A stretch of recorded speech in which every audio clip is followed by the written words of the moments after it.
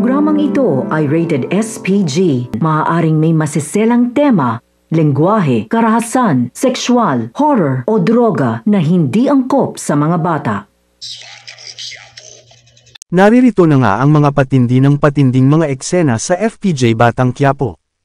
Matagumpay nang maililigtas ng grupo ni Tanggol at ng ama nitong si Ramon sina Don Julio sa kamay ng mga kapulisan.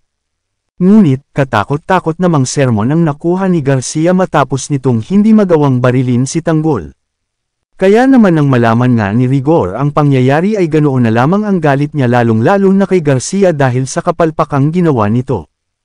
Hindi naman mapakali si Rigor ngayong alam na niyang magkakasama ng muli ang pamilya Montenegro. Sigurado nga siya na hindi titigil sina Ramon hanggat hindi nila nababawi si Tess sa kamay niya. Kaya naman muli na namang malalagay sa peligro ang buhay ni Tess dahil sa pagtutuunan na naman siya ng galit ni Rigor.